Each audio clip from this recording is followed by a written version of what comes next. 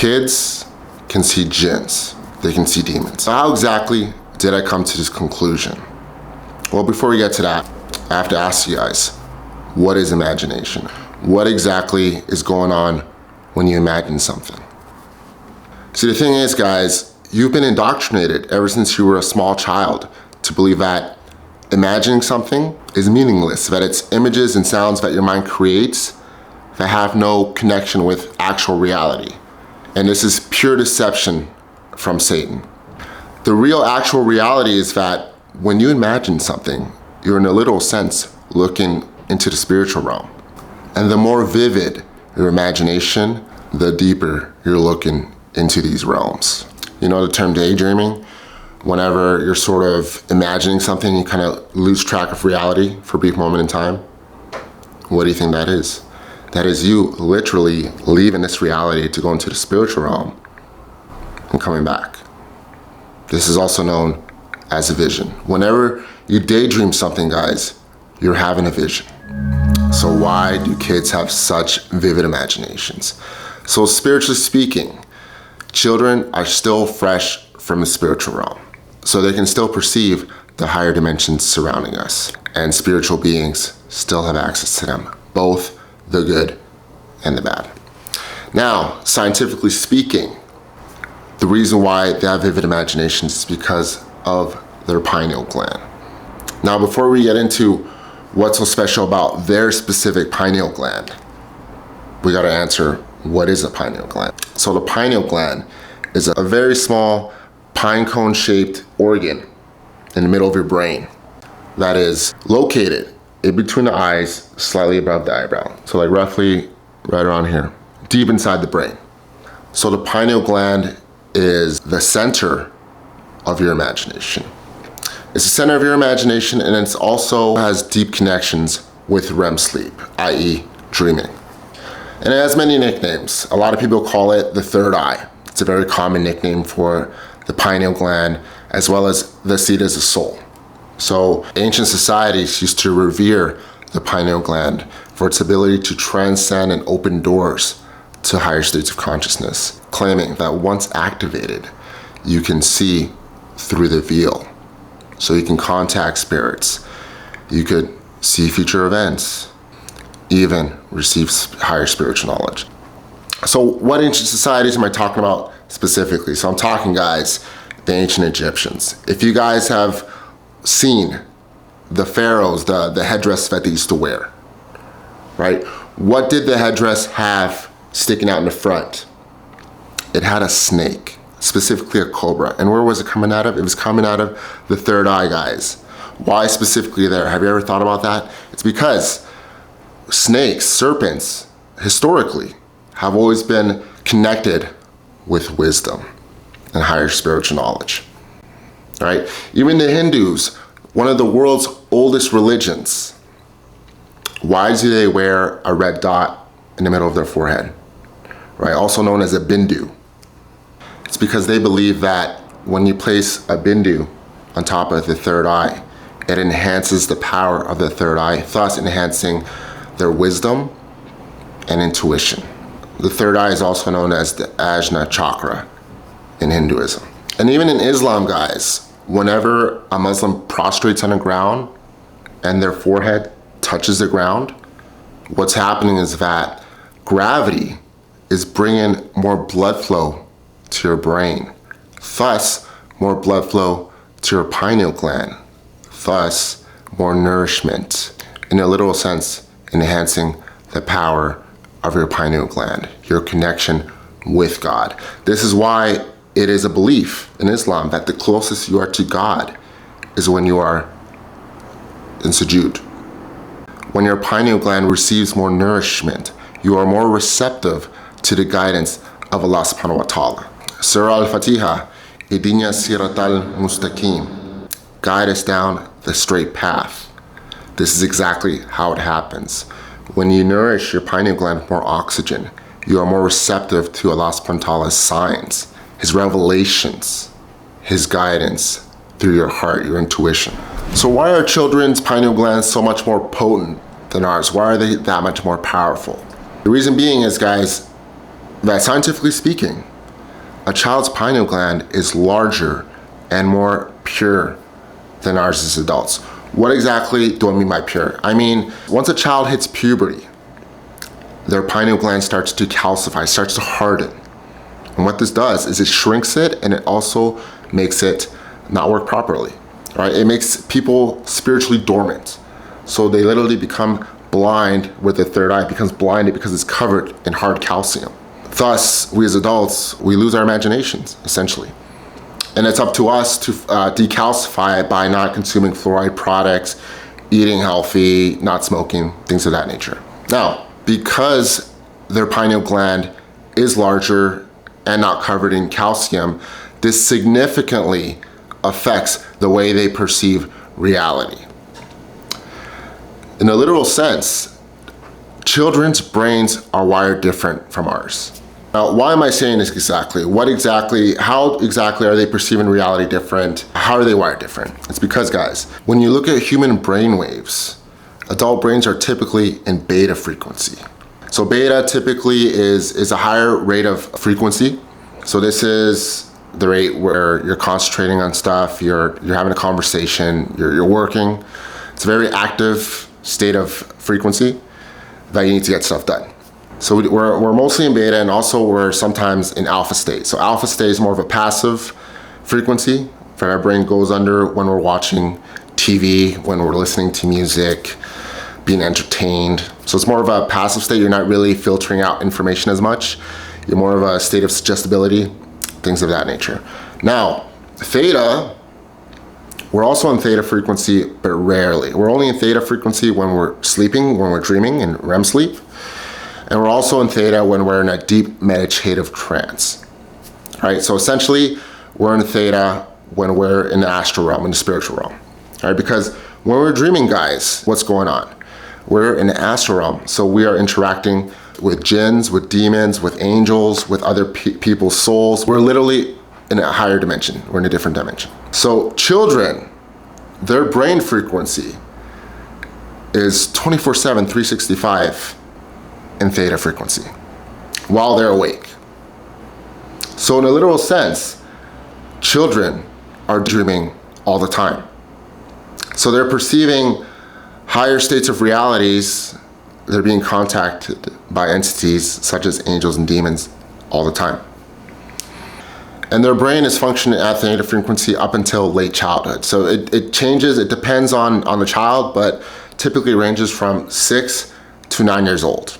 So this is why you're gonna notice that children are always running around acting like they're being chased by something, or at night they kind of freak out. They think that something is watching them in the closet or hiding behind their bed, below their bed. They think something is talking to them. We as adults, we tend to blame it on their imagination. Like, oh, it's just your imagination, there's nothing there. Guys, this is false. What these children are experiencing, what they're seeing, what they're hearing is real. The only difference is that we can't perceive it because our brain isn't wired like their brain. Their brain is, in a literal sense, open, has a special awareness to these realities. Kids see ghosts. As we all know, Hollywood is always showing you the truth in plain sight in their films. Many movies make direct references to the phenomena of children being in contact with demons. Insidious. In the movie Insidious, a boy befriends a demon posing as his imaginary friend and becomes possessed by this evil spirit. This isn't far from reality, as the majority of possession cases involve children. They tend to be targeted for their spiritual vulnerability and ease of deception. Mama. 2 girls are raised by a spirit after losing their parents. They become so close with this spirit, they even choose to be with this entity rather than being with a regular adopted family, showcasing the reality that many children have close relationships with spiritual entities. The Sixth Sense. In this movie, a child is being tormented by his constant encounter with troubled spirits. This movie is making a direct reference to the ability of children to see through the veil into the higher dimensions. Once again, guys, Hollywood is showing you the truth in plain sight. The biggest danger with children having this additional sense, this sixth sense, is that the devil comes after your kids. It makes it easier for him to target and attack your children. Right? Prophet Muhammad sallallahu alaihi wasallam once said in a hadith, when the wings of the night spread, keep your children indoors, for the devils come out at that time. Then when the part of the night has passed, release them. Right? And yeah, you guys got to realize that he chose his words very specific. He didn't say adults, he said children, meaning that these demons, the devil, is specifically targeting kids, your kids. So why is he doing this? Why are these demons targeting children? Well, first of all, guys, the first reason is because kids are easy prey. They're easy targets for the devil, for demons, because when children are scared, it's a more pure type of fear. It's a more intense type of fear, and it's much more difficult to scare adults to the same level, right? And obviously, demons, jinns, they feed off of fear. It's like food to them, right? It gives them energy, sustenance. And the purer the fear, the more intense it is, the more delicious it is for the demons. And they'll scare them while they're awake, but they'll also scare them while they're sleeping. This is why, guys, children tend to suffer with frequent nightmares a lot more than adults. And they'll also have night terrors way more frequently than adults. In case you don't know what a night terror is, it's when people wake up in the middle of the night, terrified, screaming and yelling and crying because they're horrified by whatever dream they're having. There's 100,000% an attack from demons, guys. All right, so the second reason why the devil targets children is no spiritual knowledge. All right, so obviously children aren't experienced with life. They don't understand the reality of the world that we live in, right? Especially its spiritual reality. So what this means is that they don't understand the dynamics between God and the devil. They don't understand the power of prayer, the power of reciting certain verses in the Quran, the power of having a close relationship with God. And because of this, they are not properly protected from these evil entities. And a little fun fact for you guys, actually, children are much more likely to be full-on demonically possessed than adults. This is why in movies and Hollywood is always depicting kids being possessed, not adults. They're showing you actual truth. Children are much more likely to be victims of demonic possession. Reason number 3, why the devil goes after kids. Early trauma equals darkness for life. So guys, it is much easier for the devil to destroy people when he traumatizes them early in life, as opposed to when they're adults.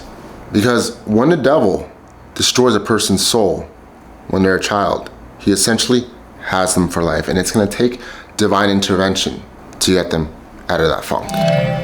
All right, guys, so obviously not all children are at high risk to be tormented by demons, right? So if a child grows up in a household where both parents fear God, they're constantly praying, doing dhikr, live righteous lives, pious lives, they're gonna be fully protected by God.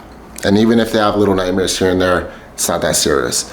Now, if a child grows up in certain scenarios, they're gonna be at higher risk to be fully tormented by demons, and it's not good. It's not good. So what are some of these high risk scenarios for children that if they find themselves in, inshallah, Lord willing, God can take them out of that situation, or someone can save them?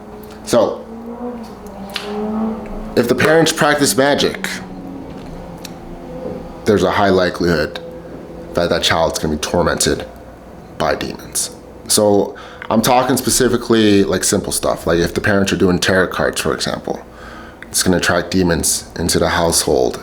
And not only is it going to harass the parents through bad luck, through issues, finances, but it's also gonna attack kids, giving them a lot of nightmares, possibly worse. All right, evil eye. Guys, I'm always telling people this. Don't ever, ever, ever post photos of your kids on social media. Now, obviously, if you have a few close friends that you want to share with, that's fine. But I'm talking like if you're posting pictures of your kids on Instagram or TikTok to thousands of strangers, guaranteed that a lot of these strangers are going to be looking at your kid with evil intent. I'll put it that way. All right, guys. So again, close friends, cool. Acquaintances, strangers, no way. No way. All right, disbelief. So if the parents are atheist or like they're lukewarm, they're secular, this also puts the child at risk, not at super high risk because they could still technically be good people, and Allah's mercy, of course, goes towards all people. But nonetheless, they're not going to have the same protection as a child that's going to grow up in a righteous household where the parents are in very close relationship with God. Next up, broken home. A home without love is a home without God. Next up, dirty home. So obviously jinns are attracted to disorder, to chaos, to uncleanliness. So if a place is nasty, and I'm talking, okay, obviously it's a little bit messy, whatever, you clean up, not a big deal. But I'm talking like if there's clothes everywhere, dirt everywhere, bugs everywhere, dishes haven't been done in like a month, there's a high likelihood that there's gonna be jinns in that place and they're gonna be harassing that kid, 100,000%. Next up, parents fighting. Obviously, when parents fight, call each other names, possibly even get physically abusive, this is like super toxic for the children. And spiritually, the household will attract jinns that will harass your children while they sleep. Next up, adultery. So if one of the parent is cheating, like they're cheating on their spouse, either the man or the woman, this is gonna attract lust demons to the household, and it will manifest in bad luck for the parents and bad financial, possibly divorce. For the child, it will manifest in them bothering them, possibly doing bad things to the child in their sleep, giving them nightmares, maybe worse, all right, guys? So adultery is very deadly for the entire family, and this is one of those demons, guys. Lust demons are one of those demons that they follow generations. They're like it's almost like a generational curse. Right? Typically, if the father cheats, then the son will cheat. If the mother cheats, the daughter will cheat, etc., etc. Right? Vice versa. So yeah, these are all high risk scenarios. Kids go through these situations. They need a whole lot of prayer. They need God, for sure. So how common is this exactly? Like, how common is it that kids are seeing jinns? Guys, this is so common that on top of Hollywood making movies about it all the time, there's been celebrities that openly talk about their encounters with spirits, with jinns. You know, Keanu Reeves has a very famous story where he saw a torso floating in the middle of the air in his room, going through a door. I think Kate Hudson, let me look it up real quick, let me check. Yeah, Kate Hudson once said that she used to see dead people when she was a little girl, just like the movie, right? Like I myself used to see things, entities, materialize in front of me when I was a child. I know a whole lot of other people that this has happened to. Honestly, guys, I would say the vast majority, maybe 80 to 90% of kids have experienced this, and most of them believe that it's their imagination, like they believe their parents, but in reality, it's entities, it's jinns. All right, I guarantee probably most of you watching this video right now have experienced seeing entities. Right? And at the end of the day, guys, as long as you have God, there's nothing to worry about. All right? So, and that being said though, the reason why I made this video, guys, is because too many parents are out here thinking that their children are having frequent nightmares and things are terrifying them at night. They think it's their imagination. It's not their imagination. Like if your child or a child, you know, like your niece or nephew, are telling you that something's bothering them at night, you gotta listen to them, get that place Blessed because I personally know people that have been destroyed from their supernatural experiences as children and never have quite recovered. Like, alhamdulillah, all praise to God, I was able to recover from my experiences. But, you know, like when these things happen, you gotta address it right away and save that child's soul. All right, thanks a lot. If you guys enjoyed the video, please like, comment, subscribe. A whole lot of research goes towards these topics, and at the end of the day, I'm just trying to help people. Thanks a lot, take care, peace.